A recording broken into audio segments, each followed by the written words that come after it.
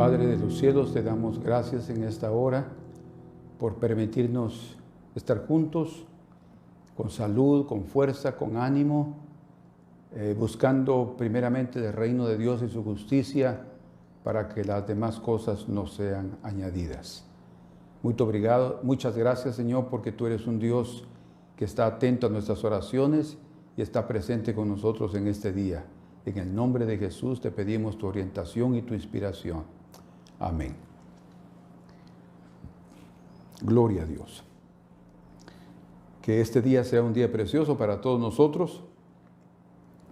Deseo compartir un mensaje un poco diferente en relación a algo muy especial de la vida de Jesús, nuestro Señor y Salvador. El título del mensaje es Un judío diferente, o podríamos decir también un judío extraño. Él no era un judío normal en el sentido de sus palabras, de su conducta y de sus enseñanzas. Entonces, que todos nosotros podamos aprender de él. Antes de todo, quisiera darles un contexto histórico para ustedes percibir la diferencia entre la vida del pueblo de Israel y la vida de Jesús. De los días más remotos, desde los días de Abraham, el primer hombre que fue llamado hebreo fue Abraham, que quiere decir del otro lado del río, otra vez no del río Jordán, sino del río Éufrates. O sea, los hebreos vinieron del lugar llamado Mesopotamia, que quiere decir entre ríos.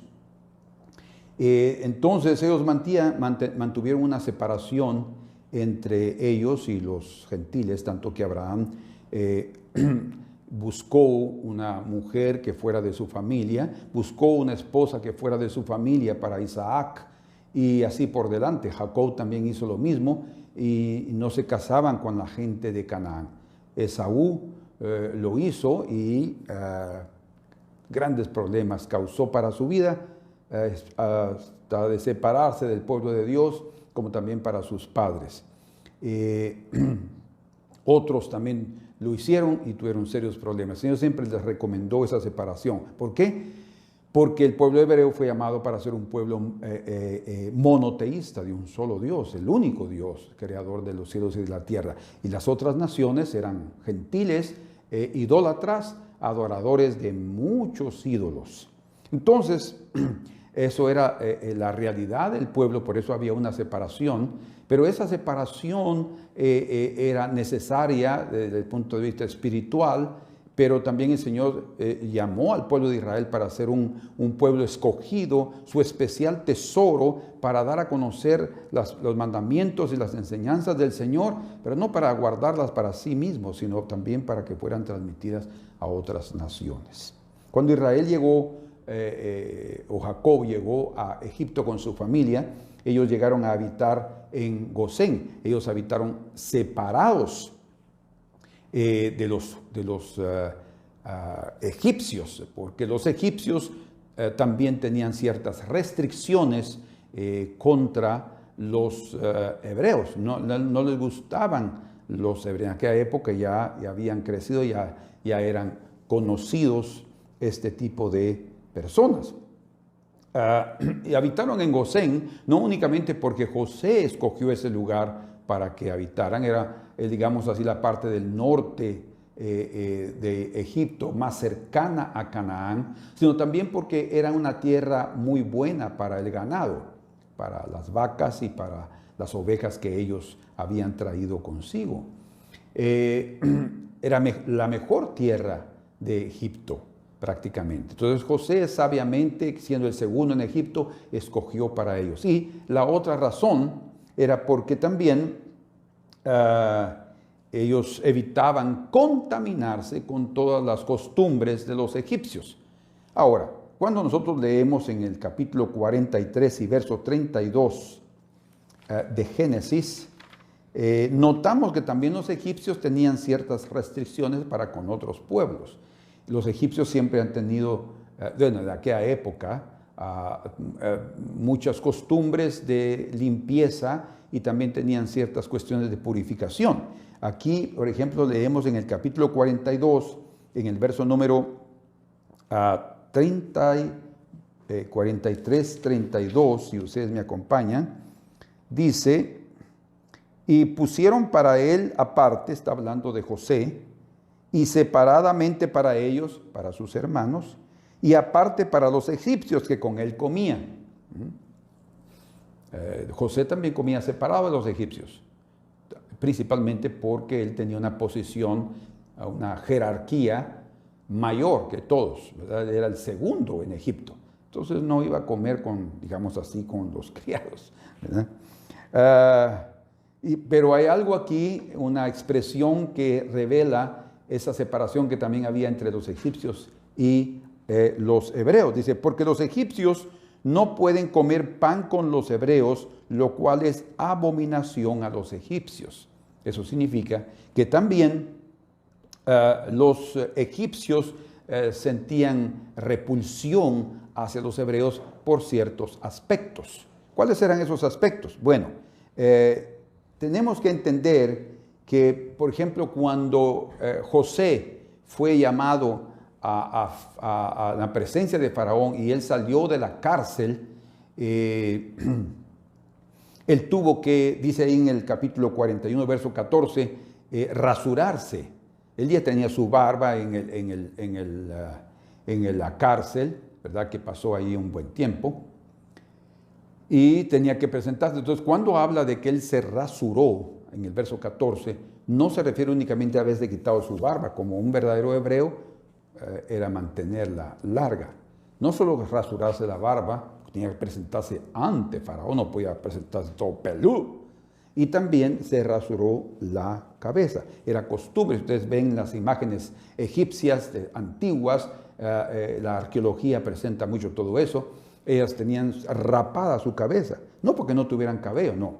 Para ellos los cabellos eran señal de inmundicia, entonces evitaban tener cabello, se rasuraban y se colocaban una gorra especial aquí en la cabeza para mantener una cierta pureza. Entonces para ellos no solamente era inmundicia o abominación los pastores, ¿verdad? Porque es lo que también leemos en el capítulo 46, verso 31 al 34 de Génesis. Ellos tenían, dice ahí, porque para los egipcios es abominación todo pastor de ovejas. Entonces, ellos eran pastores, ellos no tenían comunión, tal vez por el mismo olor que ellos iban a mantener el tiempo todo al lado de las ovejas, al lado del ganado, porque eso se recibe, se impregna y se transmite, se transpira también. Entonces, ellos tenían esas normas de cuidado, de purificación, entonces más en comunión con un hebreo que usaba su barba hasta por orden de Dios, y que tenían cabello, con excepción de aquellos que eran calvos o tenían que rasurarse por un voto. Entonces, generalmente también ellos son cabelludos, ¿verdad? En sus brazos, en sus cuerpos. Entonces, es algo diferente. Ellos tenían ese rechazo. Entonces, esa separación existía y siempre hubo, y entre los pueblos siempre existe, ¿verdad? Entre naciones donde hay diferentes etnias, también están esos rechazos. Bueno, cuando la circuncisión vino, eso hizo una mayor separación con los pueblos, porque también todo aquel gentil que quería hacerse judío y que quería participar de la Pascua, el Señor dijo eso en Éxodo, ellos también debían circuncidarse primero para poder participar de la Pascua. Entonces, hay muchos ejemplos en el Antiguo Testamento que nos muestran este tipo de separación, ¿verdad? Cuando Dina fue violada por Siquem, en capítulo 34 de Génesis, dice que Simeón y Leví, hermanos de Dina, pidieron a los hombres, tanto a Siquem como a Hamor, el rey, el padre de Siquem, que todos los hombres se circuncidaran. Nosotros tenemos esta costumbre, vean ustedes, eso hacía una separación. Entonces, si ustedes se circuncidan, ustedes pueden ser nuestros parientes y nosotros parientes suyos.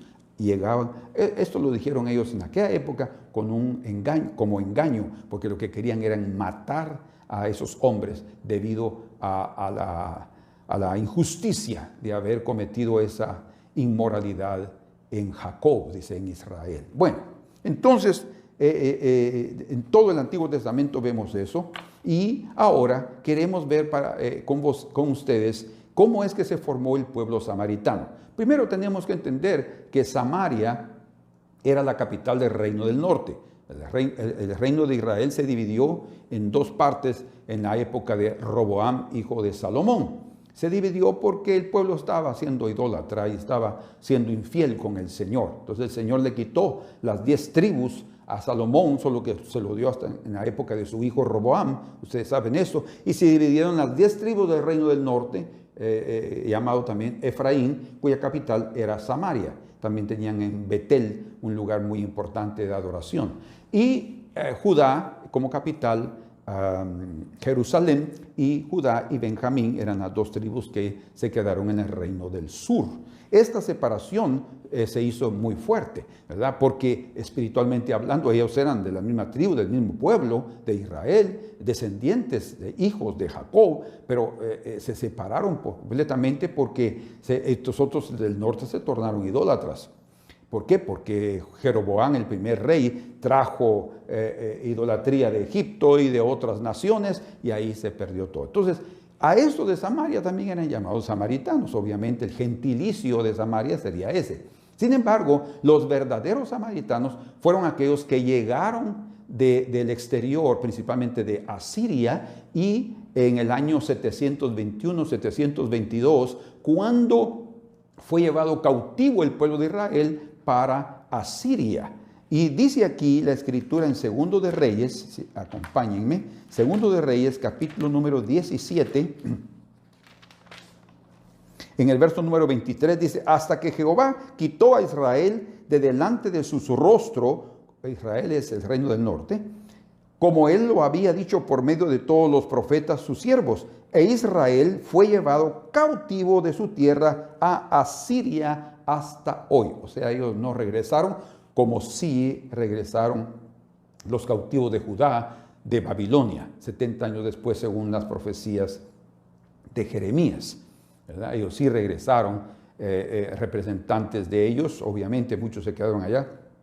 Los primeros fueron Esdras y otros que los acompañaran, y después Nehemías, los primeros para restaurar el templo, otros para restaurar la ciudad y los muros. En fin, así es como sucedió el retorno. Pero las 10 tribus, ellos no, por eso es que hasta el día de hoy, ellos no regresaron, hasta el día de hoy son consideradas perdidas, aunque ya hoy en día se sabe personas en Israel que tienen su evidencia que son de determinadas tribus de Israel, no solo de Judá.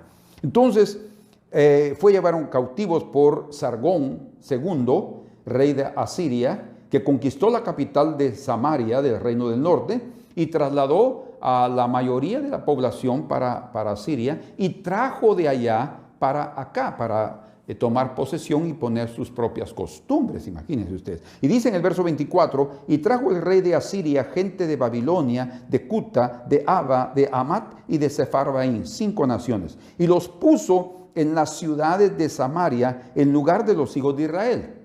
Estos llegaron a ser llamados después los samaritanos. ¿Quiénes eran los samaritanos? Personas nacidas en Babilonia, en estas 5 ciudades, Cuta, Ava, Amat y Sepharvaim, pero llegaron después a vivir en Samaria. Tenían todas las costumbres paganas y llegaron, según ellos, a temer al Dios de Israel. Sin embargo, cuando ellos llegaron allá, dice la Escritura que Dios envió leones para que los atacaran y los mataran, porque eran perversos e inmorales y también idólatras. ¿Qué sucedió? Entonces le avisaron al rey de Asiria lo que estaba sucediendo, y le dijo: bueno, necesitamos un sacerdote de esta tierra. Entonces él les mandó un sacerdote, y dice aquí, vamos a ver, verso 28, el capítulo 17 del Segundo de Reyes: y vino uno de los sacerdotes, uno que había llevado cautivo de Samaria, y habitó en Betel, y le enseñó cómo habían de temer a Jehová. Un sacerdote fue enviado para toda esa población.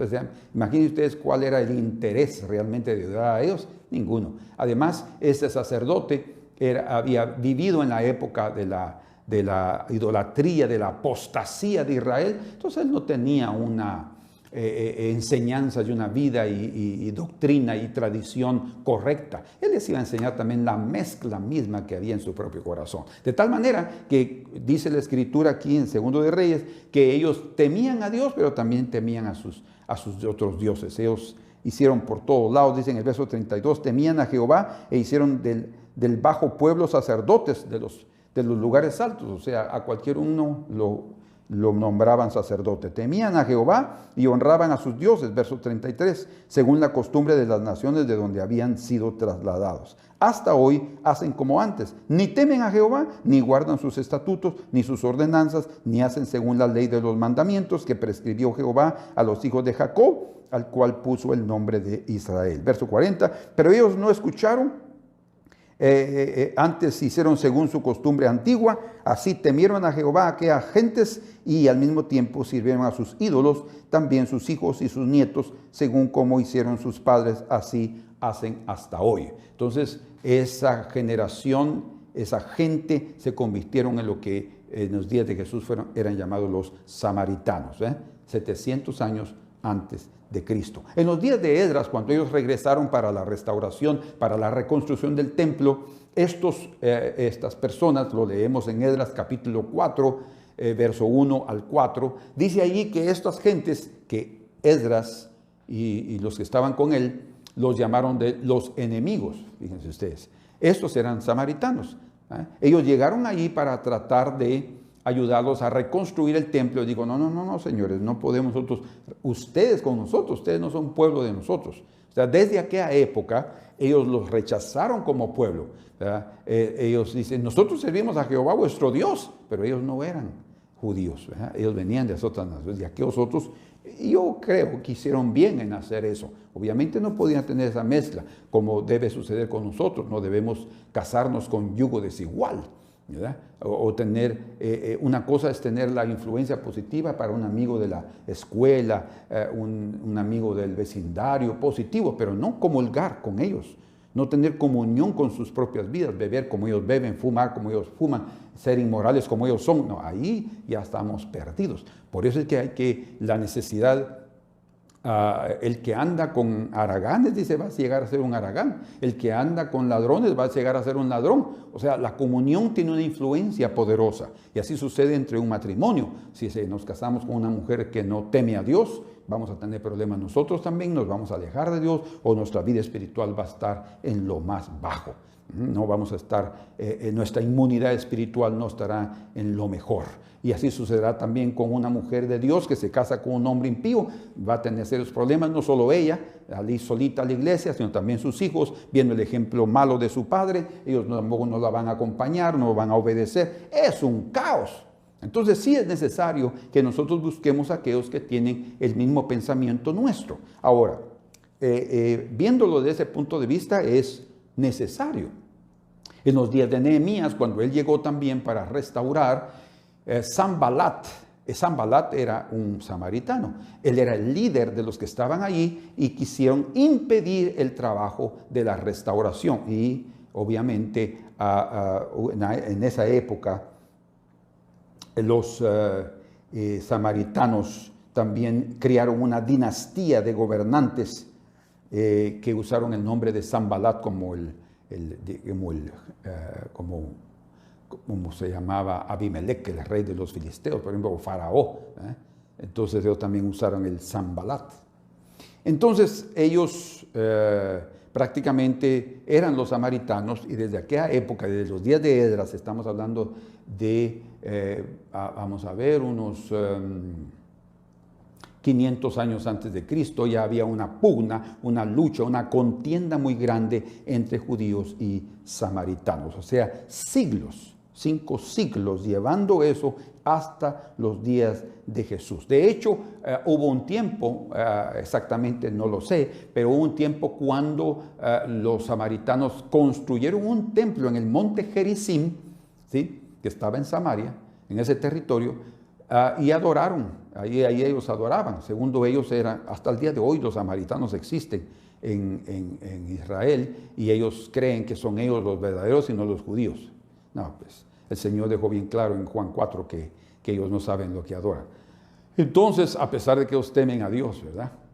Pero hay una confusión, hay una Babel, cuando hay una mezcla de cosas, siempre habrán serios problemas. Lo que sucedió en Génesis 6, cuando dice que los hijos de Dios se mezclaron con las hijas de los hombres, ahí vino el diluvio, ¿verdad?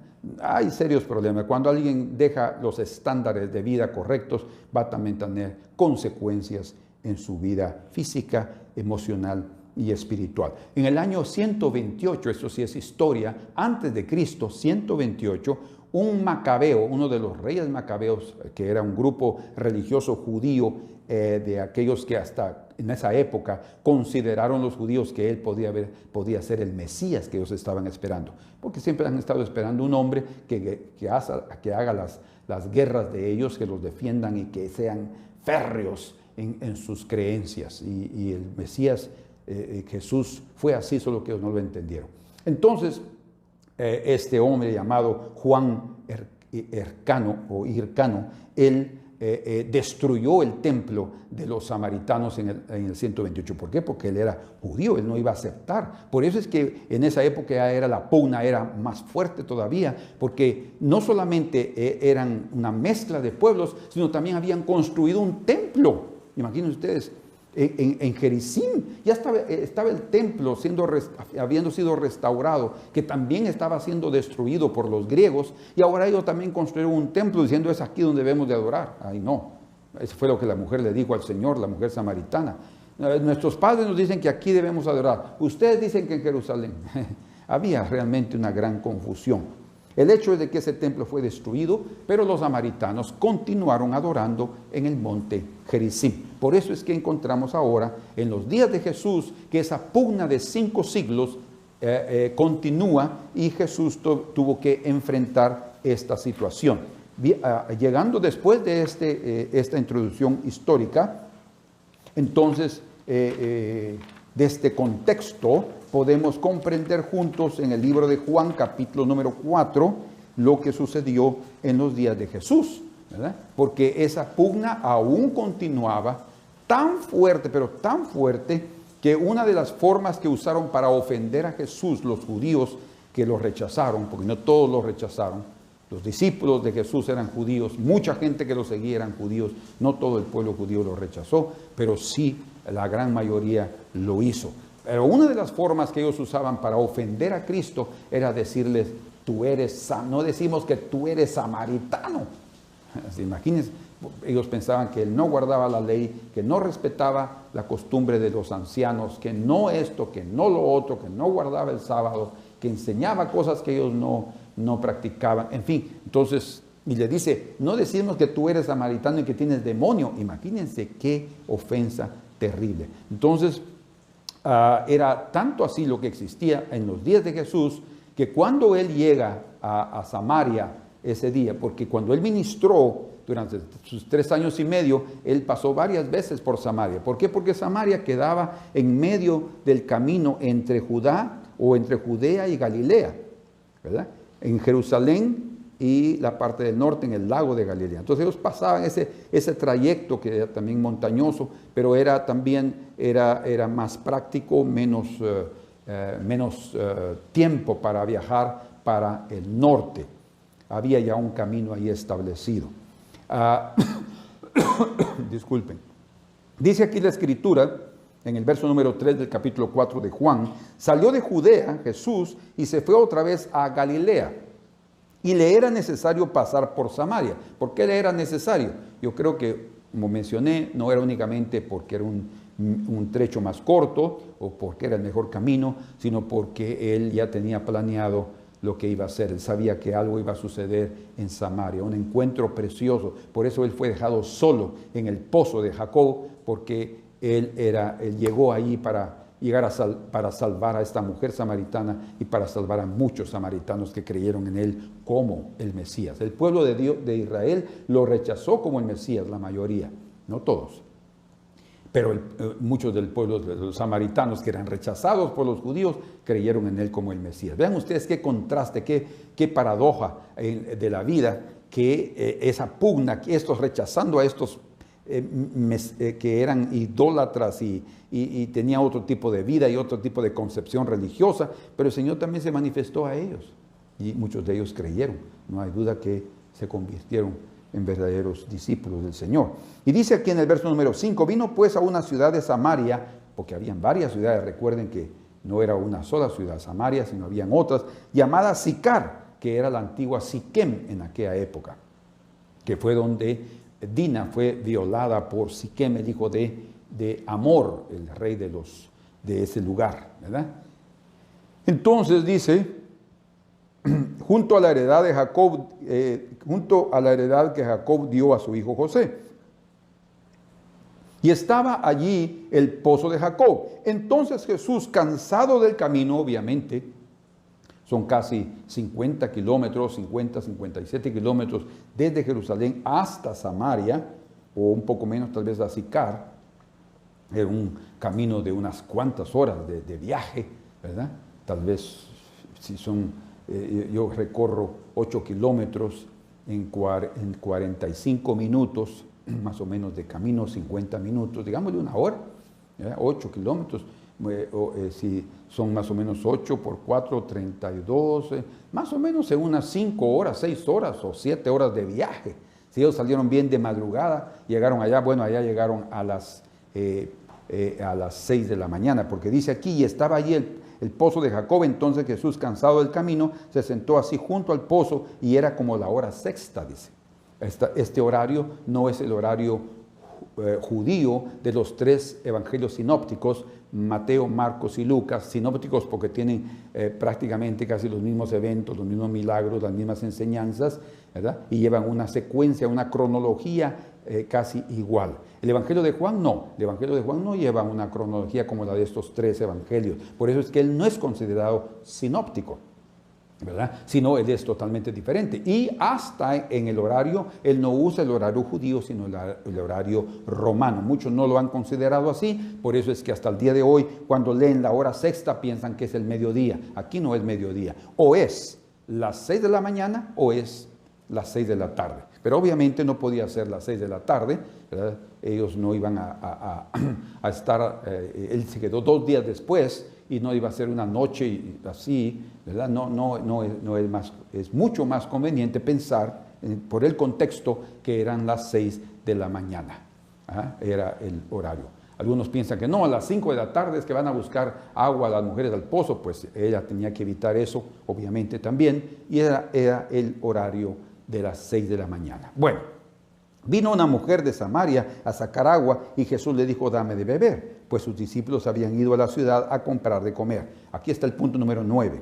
El verso número 9 es el punto principal. La mujer samaritana dijo, ¿cómo tú, siendo judío, me pides a mí de beber, que soy mujer samaritana? Porque judíos y samaritanos no se tratan entre sí. En este verso 9 encontramos entonces la revelación de la pugna que había desde los días de Esdras, que se inició desde los días de Esdras hasta los días de Jesús. Y en esos días de Cristo, del Mesías, ya esa pugna ya estaba mucho más acentuada, ¿verdad? Era realmente bien difícil. Sin embargo, aquí vemos que la mujer se quedó asustada de que ese judío extraño, ese judío diferente, estaba allí y estaba hablando con ella y hasta pidiéndole agua, en lugar de haberla visto, haber salido y haberla dejado sola, abandonarla. Ay, una mujer samaritana, yo no puedo tener comunión. Los judíos, un judío normal, la hubiera rechazado por completo,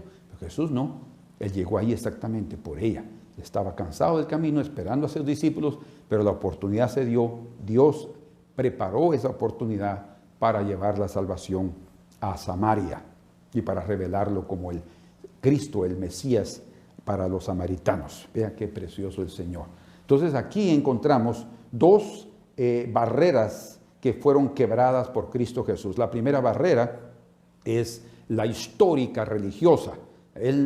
Jesús no tomó la pugna entre judíos y samaritanos como propia. Él no la siguió.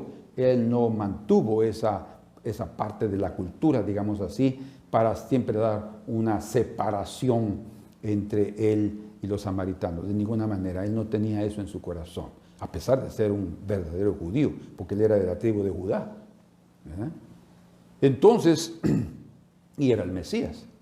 Y segunda barrera era la barrera ceremonial, o sea, aquella que evita la contaminación. El hecho de estar allí, ser un judío y pedirle de beber implicaba que la mujer le diera agua, sea a través de su cántaro, que ella lo tocaba. Ahí hay una cierta contaminación, hablando desde el punto de vista ceremonial, o que le dieran las manos, o a través de un vaso que ella cargara ahí, un vaso de madera, y le diera, y ella no sabía que realmente que si había limpiado o no ese vaso. Según la tradición de los ancianos, en Marcos capítulo 7, los judíos no comen si no se lavan muchas veces las manos. Cualquier judío hasta el día de hoy solo se levanta y ya se lava las manos. Es puro ritual, no es un lavado como los médicos, ¿verdad? Que se lavan con jabón y todo bien lavado para operar, para esterilizar sus manos. Nosotros sí debemos de usar jabón para lavarnos y usar nuestras manos y tener nuestras manos bien limpias. Ayuda mucho, es parte de la limpieza, no desde el punto de vista ceremonial, no desde el punto de vista de contaminación religiosa, sino desde el punto de vista de salud, ¿verdad? Debemos sí lavarnos las manos, no solamente para tocar a otros, después de tocarlos también, no sabemos cómo los otros usan sus manos, nosotros también debemos de tener ese respeto y esa consideración por los demás. Cada uno de nosotros debemos de tener esos cuidados. Son cuidados, pero no vamos a caer en eso. Jesús no tenía esas dos barreras, ni la barrera del menosprecio religioso, ni el aspecto de la barrera del ceremonial o de la contaminación. Él le pidió de beber, no sabía cómo iban a beber, pero él estaba pidiéndole de beber. Realmente Jesús era un judío extraño para aquella mujer. Realmente Jesús era un judío diferente. Ella sabía que era un judío porque dice, ¿cómo tú siendo judío? Porque su vestidura y su hablar, su acento era de un judío, obviamente. Y ella lo identificó, los samaritanos también se vestían diferente. Entonces, aquí encontramos una perspectiva también de esta mujer, importante de considerarla, porque cuando ella llega al pozo, segundo ella iba a estar sola, pero no, se encuentra con una persona, y esa persona era un hombre, y ese hombre era un judío. Ahí había un momento bastante incómodo, un momento bastante difícil de manejar, ¿verdad? De poder intercambiar palabras o miradas o tal vez hasta mantener cierta distancia. El hecho es que ella llegó ahí y además de estas cosas que mencionamos, ese judío inicia una conversación con ella. Le dice y le pide, dame de beber, ¿verdad? Entonces ahí es donde se dice aquí en el verso número 9, porque judíos y samaritanos no se trataban entre sí. Eso quiere decir no únicamente que no tenían contacto, que no se hablaban, y ese comentario aquí es del escritor, no de la mujer, sino del escritor. En muchas Biblias aparece entre paréntesis porque no son palabras de la mujer samaritana. Entonces, cuando dice aquí que no se trataban entre sí, no se refiere solo a comunión, sino ellos no comían entre sí para evitar la contaminación. No había comida, no se sentaban ni para beber con ellos, porque cuidado, ¿verdad? Ustedes, como leímos ahí, y eso lo vamos a considerar otro día, la tradición de los ancianos era más importante que los mandamientos del Señor. Y el Señor en ese sentido aquí va a mostrar que Él deja a un lado esa pugna, esa separación entre judíos y samaritanos, y deja a un lado también cualquier tipo de contaminación ceremonial. ¿Por qué? Porque Él mismo dice que no es lo de fuera lo que contamina al hombre, lo que entra en el hombre, entra por la boca y sale a la letrina, Él lo dijo, sino lo que sale del corazón. O sea, el problema es lo que yo pienso, lo que yo soy, lo que yo considero, lo que yo aprendí, si es bueno o malo. Eso también yo lo voy a transmitir, o eso va a ser una fuerza de influencia muy grande sobre mi vida y que también va a afectar mi relación con las otras personas. Entonces, desde la perspectiva de esta mujer, fue un momento bien difícil. No solamente porque él era hombre, porque él era judío, porque inició una conversación, sino porque en determinado momento de la conversación, cuarto punto,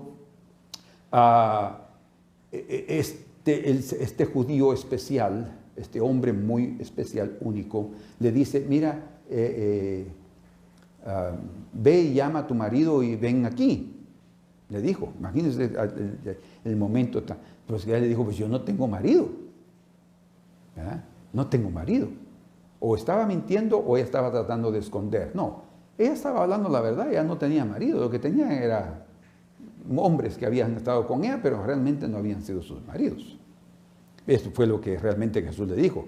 Bien has dicho, porque no tienes marido. Dice, porque 5 maridos has tenido y el que ahora tienes no es tu marido. Esto has dicho en verdad, dijo. O sea, el Señor Jesús dijo, sí, estás hablando con verdad, porque 6 maridos has tenido.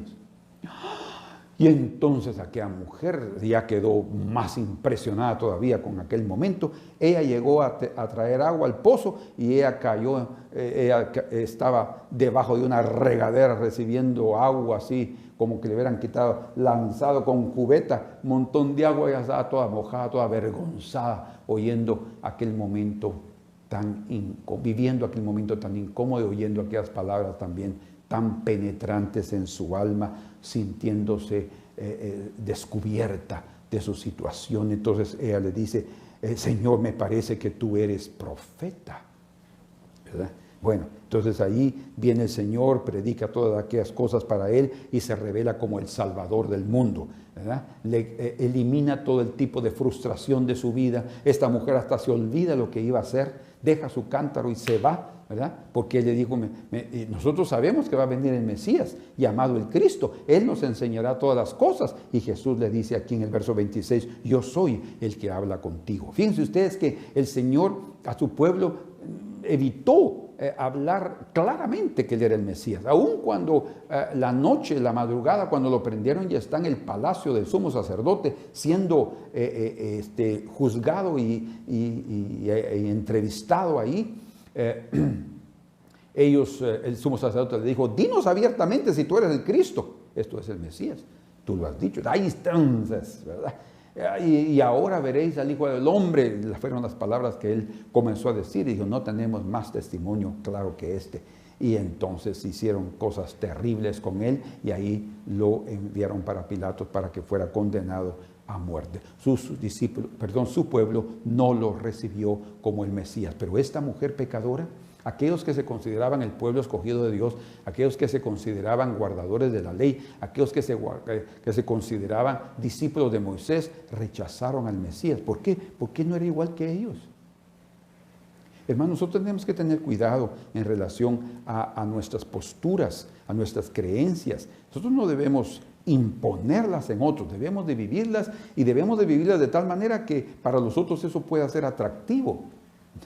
O sea, para que las personas digan, no, yo quiero vivir así, porque no es una cuestión de transmitir religiosidad, sino de transmitir una vida diferente. Eso es atractivo para cualquier persona. No solamente mis palabras, sino principalmente lo que yo soy. Y eso era lo que realmente incomodaba a los judíos. La vida de Jesús fue diferente en todos aspectos. Él vivió diferente en relación al guardar el sábado. Él enseñó el verdadero sentido de guardar el sábado. Las tradiciones de los ancianos él no las aceptaba. Él no se lavaba las manos.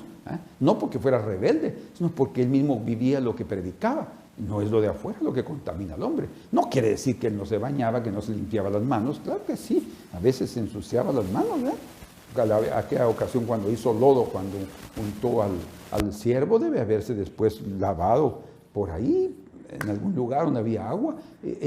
Jesús era limpio, sin duda, ¿verdad?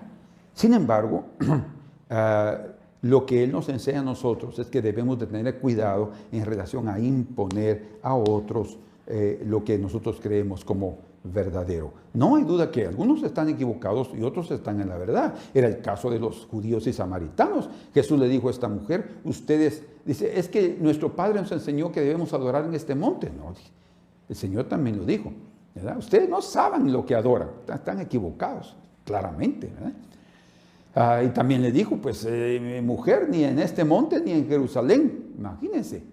O sea, no es que él estaba diciendo que allá tampoco no era el centro de adoración, no, ahí será, hasta en el reino de Dios será ahí. Lo que le estaba mostrando es que estaba trayendo una renovación espiritual para todos, para judíos y para las otras naciones, los gentiles. Y todos, por eso dice también en Efesios capítulo 2 que la barrera de separación, la barrera intermedia de separación entre judíos y gentiles, Cristo vino a quebrarla, a destruirla, a derribarla, ¿no? Una separación de ordenanzas y de costumbres y de tradiciones, ¿verdad? A pesar de que también el Señor nos dio a nosotros sus propias tradiciones, ya centradas con la perspectiva y la óptica correcta, no como la incorrecta de escribas, intérpretes, que ellos creían que sus interpretaciones eran más importantes que el propio sentido y el espíritu de la ley. Entonces, aquí vemos que el Señor se reveló como el Mesías, y dice aquí en el capítulo 39, y muchos de los samaritanos de aquella ciudad creyeron en él por la palabra de la mujer, que daba testimonio diciendo, me dijo lo que he hecho. O sea, esta mujer comenzó a dar testimonio y la gente comenzó a creer porque la conocían a ella y sabían de su pasado, y un hombre que habló de su pasado tan francamente, pero con esperanza, no para condenarla. El Señor Jesús nunca la condenó, todo contrario, le mostró su frustración, conoció, la comprendió y le dio esperanza. Entonces vinieron los samaritanos a él y le rogaron que se quedase con ellos, y se quedó allí 2 días. Cristo se quedó 2 días en Samaria. ¿Qué hizo allí? ¿En ayuno? No. Comió y bebió con ellos, tuvo comunión con ellos. Por eso es que nosotros tenemos que tener cuidado en relación a rechazar a otras personas, a las personas más humildes. Nosotros tenemos que tratar de tener comunión con ellos, ¿verdad? Hay cosas que nosotros no vamos a comer, definitivamente, ¿verdad? Sangre, por ejemplo, comida.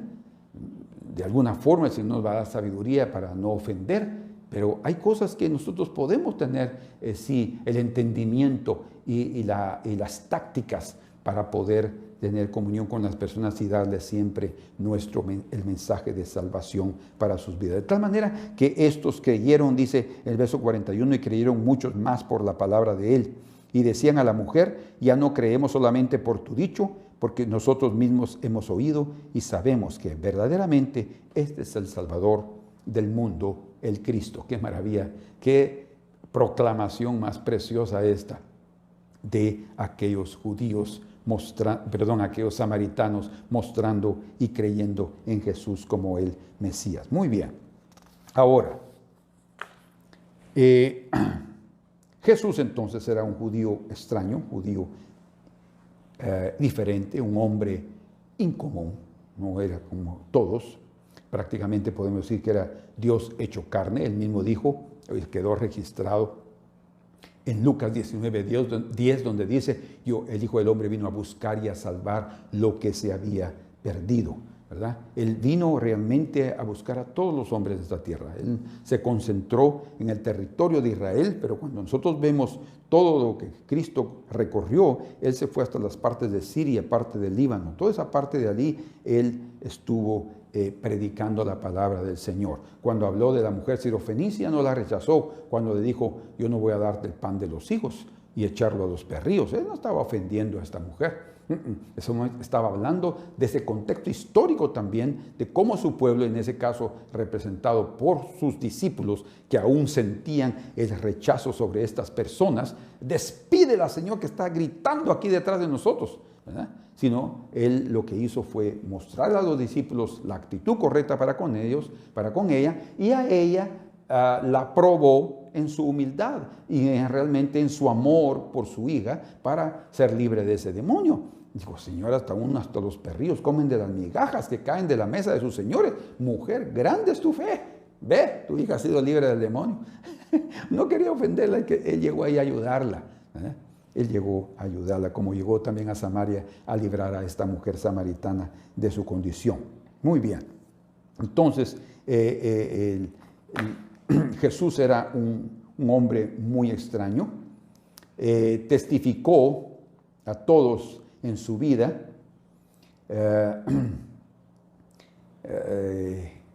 Mostrando el tipo de vida y el estilo de vida espiritual que cada uno de nosotros debe vivir. Tan extraño era que en su propia tierra, que quiero darles aquí algunos ejemplos rápidamente. Hablando, por ejemplo, de la vida ceremonial, de la vida para evitar la contaminación, Israel evitaba contaminación en todo, en cuerpos muertos, de animales, de hombres. Los sacerdotes no podían tocar cuerpos muertos o estar en un funeral de una persona para no contaminarse por el ministerio que ellos tenían en el tabernáculo o en el templo, solamente por familiares muy próximos, padre, madre, ¿verdad? Podían ellos acercarse y de ahí tenían que limpiarse, iban a ser inmundos hasta la noche, limpiarse, el otro día ellos podían seguir ministrando. O sea, había un método de purificación de las inmundicias de la carne. Entonces, hablando, por ejemplo, de leprosos, los leprosos vivían en lugares aislados, solos, para ellos no ser un foco de contaminación para los que estaban sanos. Y cuando por accidente ellos andaban por ahí y siempre andaban cubiertos, no sabían si podían ser algún leproso, ellos si miraban que alguien se estaba aproximando a ellos, tenían que gritar, ¡inmundo! ¡Inmundo! O sea, aquí hay un leproso, no se acerquen, ¿verdad? Entonces, ellos mismos tenían que declarar su inmundicia para no ser contaminación a otros. Imagínense, esa era la condición tan triste de los leprosos. En los días de Jesús, Él no solamente ayudó a esta samaritana, una mujer pecadora, que fue libre de su pecado por la misericordia y por el amor profundo de Cristo, Él también tocaba a los leprosos y los curaba. Dice la Escritura que aquel leproso llegó ahí, capítulo 8 de Mateo, en medio de la multitud, todos separándose y gritando porque ahí un inmundo estaba aproximándose, nadie quería estar cerca de él, pero él llegó ahí desesperado de su condición, se arrodilló y le dijo, Señor, si quieres puedes limpiarme. Inmediatamente se registra ahí la respuesta de Cristo diciéndole, quiero. Y dice que lo tocó. Imagínense ustedes, lo tocó. Quiero, le dijo. Ahí al instante fue limpio de su lepra. Para Jesús no había ningún problema tocar a un inmundo. Para Jesús no había ningún problema tocar a un enfermo. Por eso es que yo admiro también el trabajo de los médicos que están dispuestos a tratar llagas, que están dispuestos a tratar una herida, que están dispuestos a tratar a alguien que está con tuberculosis. Ellos toman sus medidas, toman esto, se usan guantes, usan sus máscaras, sus tapabocas y todo, y después se lavan y se viven tal vez hasta inyectando para quedar más fuertes en su sistema inmunológico, no interesa, pero lo que ellos hacen es realmente admirable. Como enfermeras en los hospitales, ¿verdad?, que tienen una vocación para servir y ayudar a las personas. Nosotros también necesitamos no ser así. Debemos evitar, mejor dicho, ser quisquillosos, ser aquellos que con cositas y que te da alergia porque está cerca de una persona que está un poco sucia, o te tapa la nariz porque está cerca de una persona inmunda. Que Dios nos dé la gracia para poder ser como Jesús, que Él, como dice el libro de Isaías capítulo 53, versos 4 y 5, Él llevó sobre sí todas nuestras enfermedades y sufrió todos nuestros dolores, ¿verdad? ¿Podía ser contaminado por la lepra? Jesús, no, pero tampoco no tenía pena, no tenía miedo, no tenía ningún recelo de quedar contaminado. Él simplemente con su poder divino tocó a aquel leproso y fue curado. Él también, como les mencioné, él fue señalado como un samaritano. ¿Por qué? Porque para los judíos era una de las peores ofensas que podían decir, como decir, por ejemplo, llamar a alguien publicano. Tú eres un publicano. ¿Por qué? Porque para ellos también los publicanos eran de los peores pecadores que habían en Israel, ¿verdad? Y llamarlo samaritano es también una persona que no era ni siquiera parte del pueblo. Jesús, un hombre, un rabino en aquella época, de los más sabios que recibieron Israel en su historia, y lo estaban llamando de samaritano. Tú tienes demonios, le dijeron eso en Juan capítulo 8, verso 48. Eso reflejaba el odio de los judíos hacia los samaritanos. Jesús no tenía ese odio. ese odio no entró en su corazón, ¿verdad? Por eso es que también él habló sobre la parábola del buen samaritano. ¿Por qué? Porque en esa parábola él cuenta que un hombre fue asaltado en el camino y fue dejado como medio muerto, dice. Y pasó por ahí un sacerdote, lo vio y pasó de largo, dice. Pasó un levita, lo vio y pasó de largo. ¿Por qué? No querían contaminarse. Tocar un cuerpo, que tal vez podría estar muerto, estaba medio muerto, para ellos dijeron, está muerto, yo no lo voy a tocar, no me voy a contaminar. Pero el buen samaritano, que prácticamente es una figura de Cristo Jesús, porque ahí lo llamaron samaritano, él llegó allí y dice que lo tomó, curó sus heridas, colocó vino, colocó aceite, lo colocó en su cabalgadura, lo llevó al mesón, pagó y dijo, cuídenlo y cuando yo regrese yo pagaré lo que ustedes gasten de más. Eso es una figura de lo que Cristo vino a hacer con los perdidos de este mundo. Él y lo hizo y vino a salvar porque no había ningún tipo de separación o de prejuicio en su corazón. Él vino a salvar a todos los hombres. Bueno, él también habla sobre la cura de los 10 leprosos, ¿verdad? Cualquier persona contaminada podía ser librada de su contaminación. Pero dice ahí que los 10 leprosos fueron curados en el camino después de que oyeron que Jesús les dijo, vayan y muéstrense al sacerdote y presenten su ofrenda. Pero cuando uno de ellos, que era samaritano, imagínense ustedes qué interesante esa historia, porque por lo visto fue real, no fue una parábola, fue la cura de los 10 leprosos. Y vivía en un campamento, pero ahí ya no había separación de judíos y samaritanos. Los 10 eran enfermos. Ahí sí podían tener contacto. Pero cuando estamos sanos, ahí ya no. Un samaritano y un judío van a vivir. Aquí estaban en la misma condición. Hermanos, nosotros realmente tenemos serios problemas en el corazón, rechazamos a la gente, mas cuando estamos enfermos estamos tal vez con personas en el hospital al lado nuestro, respirando el mismo aire, personas que probablemente sanos no tendríamos comunión, hay enfermos, somos sensibilizados para poder tener comunión con ellos. Así era también esta situación, pero cuando ya fueron curados, otra vez la separación era obvio, porque ese samaritano regresó a Jesús, que era el que lo había curado, para darle gracias por su cura. Dice Jesús, solo este vino aquí y este samaritano, como diciendo, y los otros definitivamente eran judíos, ni siquiera se acordaron de poder regresar y de dar gracias. Ellos cumplieron segundo lo que la ley mencionaba de la cura para los leprosos, Levíticos 14, y no regresaron con su bienhechor, que era Jesús. Este hombre sí. Y el Señor dijo, solo este ha venido a dar gloria a Dios, porque cuando agradecemos, damos realmente gloria a Dios. La gratitud también es alabanza para el Señor. Entonces aquí vemos cómo el Señor ayudaba a los necesitados, a los pobres, a las viudas, a los huérfanos, a todos los que eran. Por eso dice el Señor ahí en sus parábolas, en las bienaventuranzas, la primera que comienza a mencionar, dice, bienaventurados los pobres en espíritu, porque de ellos es el reino de los cielos. Realmente los pobres es todo aquel que es necesitado. Por eso él iba y estuvo en la casa de Mateo, el publicano, que se convirtió en uno de sus apóstoles, el escritor del Evangelio de Mateo. Él estaba ahí comiendo con ellos. Él no quiere decir que él era connivente con su pecado, no. Él llegaba ahí para influenciar con su presencia para que ellos fueran transformados. Tanto se ve así también como él defendía a las personas como aquella mujer adúltera, que fue tomada, dice, en el hecho del adulterio, según leemos ahí en Juan capítulo número 8. Dice que ellos llegaron, la tomaron y se la fueron a poner enfrente a Jesús. ¿Qué dices tú, Señor? Moisés nos ordenó que debemos de matar a estas mujeres adúlteras.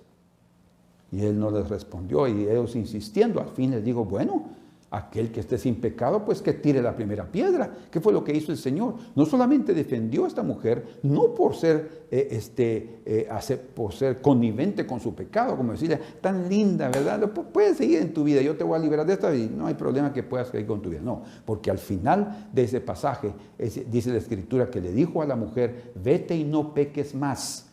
¿Por qué? Porque la vida de Jesús, los propios discípulos aprendieron eso, lo transmitieron a través de los apóstoles. Ananías y Zafira solo mintieron al Espíritu Santo y cayeron muertos, ¿verdad? Y Pablo predicaba que debemos de vivir en santidad, que debemos de vivir en pureza, que debemos esto, ¿verdad? Que no necesitamos la circuncisión, que no necesitamos guardar el sábado, ni lunas nuevas, ni lunas de fiesta. Todo queda cuestión de ceremonialismo. Pablo predicaba a los gentiles que no debían hacer eso, pero sí debían guardarse de no comer sangre, de la fornicación, de la idolatría. O sea, es obvio que eso lo aprendieron del Señor Jesucristo. El mismo Pablo les dijo a los corintios, y yo también les enseño lo que aprendí del Señor Jesús, dice, hablando de la cena del Señor. O sea, era transmitido. Jesús no simplemente salvaba y después sigan su vida como quieran. No, tenían que cambiar.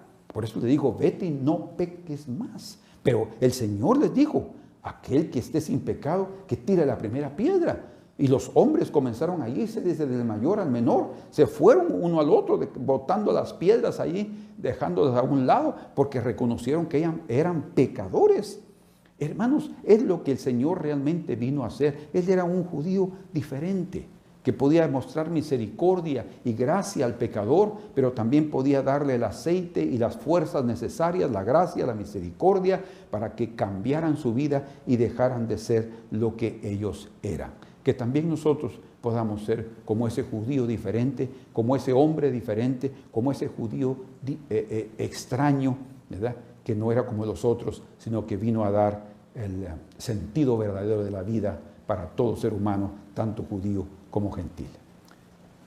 Señor, que nosotros aprendamos de la vida, que aprendamos de Jesús nuestro Señor a tener una vida diferente, a tener la verdadera vida del Evangelio de Cristo, de la vida de santidad, de pureza, pero sin estar imponiendo en los demás lo que hemos aprendido de ti, más que cada uno de ellos lo reciba por medio del Espíritu Santo, a través también de nuestras propias enseñanzas, pero sin imposición, sino mostrando el camino para que cada uno voluntariamente lo abrace y te siga a ti, Señor, que eres nuestro ejemplo máximo. Gracias en el nombre de Jesús, Padre amado, por hablar a nuestros corazones y que apliquemos esta palabra a nuestras vidas diarias en el nombre de Jesús. Amén. Que Dios los bendiga y que el Señor nos use a nosotros también como instrumentos preciosos para que otras personas no se sientan rechazadas, sino todo lo contrario, recibidas y dispuestas a llegar a un lugar donde puedan ser transformadas por la obra y el poder del Espíritu Santo. Un fuerte abrazo y nos vemos el próximo domingo.